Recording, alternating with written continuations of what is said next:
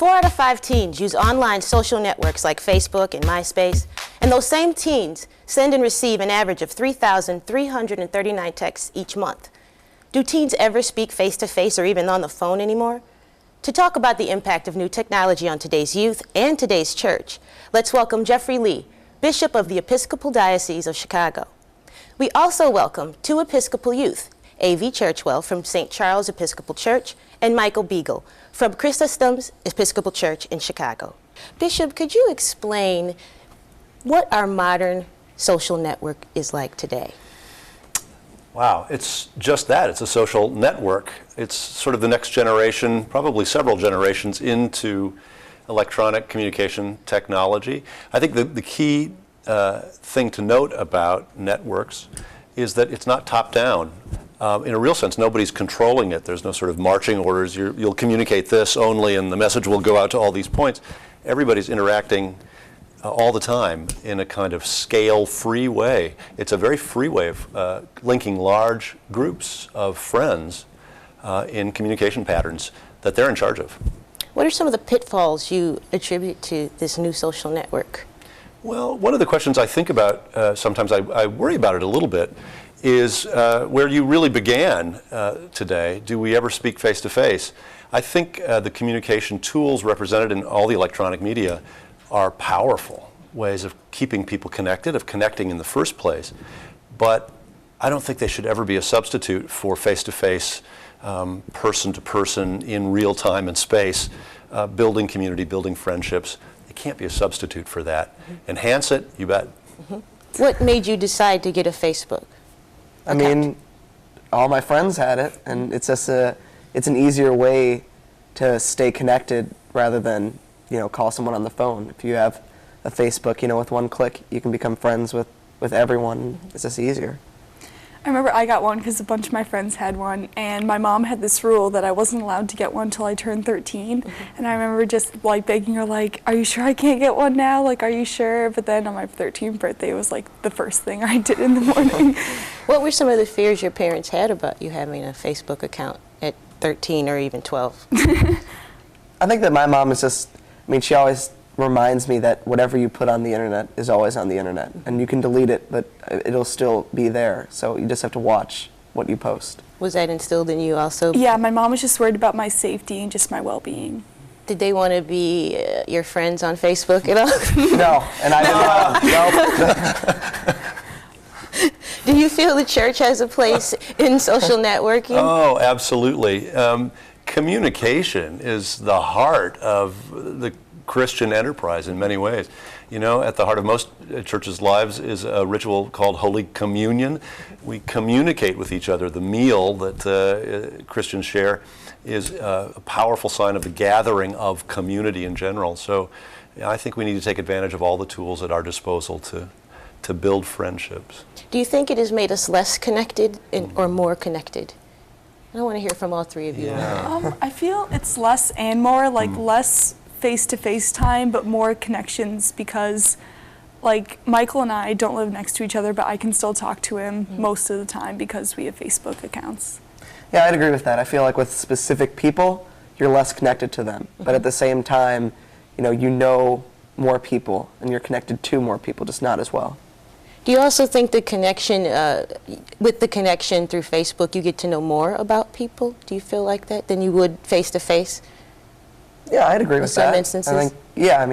It's one of the struggles, though, isn't it? You were talking about safety and how much do you divulge? Exactly. There's a kind of an unfiltered quality about the anonymity of being online, or at least it feels anonymous, and it's not really. So learning to be careful and really discerning about what you share and don't share is a skill we need to learn. This is all still pretty new, really, in our consciousness, and so I think we're still learning what the boundaries are. Do you think that texting is replacing face-to-face interface also? I don't know if it's replacing it, but I know that, it's faster, and it's, instead of picking up the phone and having to talk to someone, I can just type something and then suddenly it's there. So I don't think it'll replace it in the end. There's less face-to-face, and there's less, talking to someone if you can just text.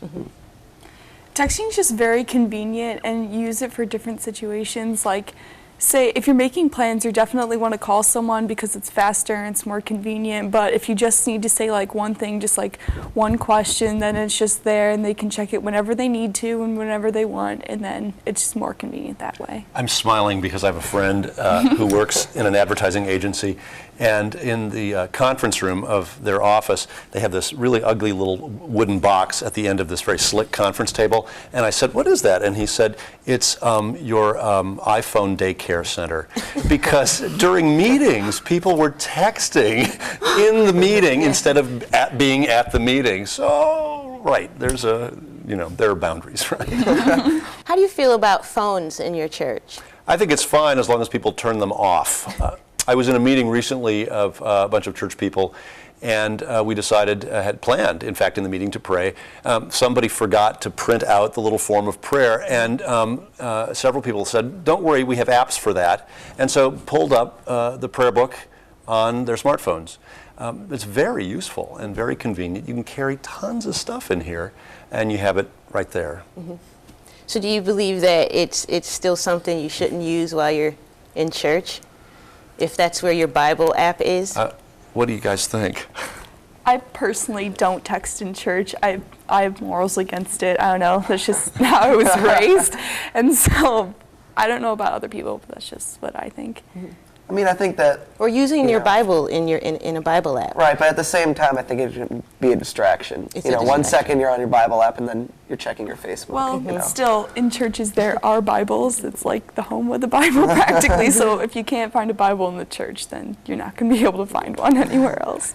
Do you think that the church could possibly go fully virtual? And if it did, how would you feel about that or react to that? If people just didn't want to show up on Sundays and they just wanted to... Nope, they got to come. But I will tell you, in Second Life... Why do they have to come?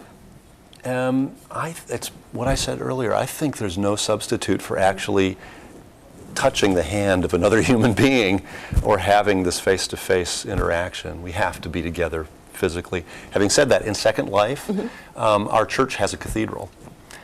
There's a cathedral for the Episcopal Church in Second Life where you can hear sermons and go to church and make your confession if you want to. And there's a big conversation about that. Is that really church or not? It's a lively debate in some circles right now. But I'd agree with you that there's something special about being able to pray all together with people in the same space. That's something that I think has to stay. I'm with you. Yeah. But if people aren't able to access the church, like if they're like disabled or something, then that might be a People good in way other to go. countries who might want to be a part of it. Absolutely. If you have Yeah. access, then definitely go. Yeah. Absolutely. Thank you, Bishop Lee, AV, and Michael for being with us today. I'm Tamara Love for Different Drummers. Keep the faith.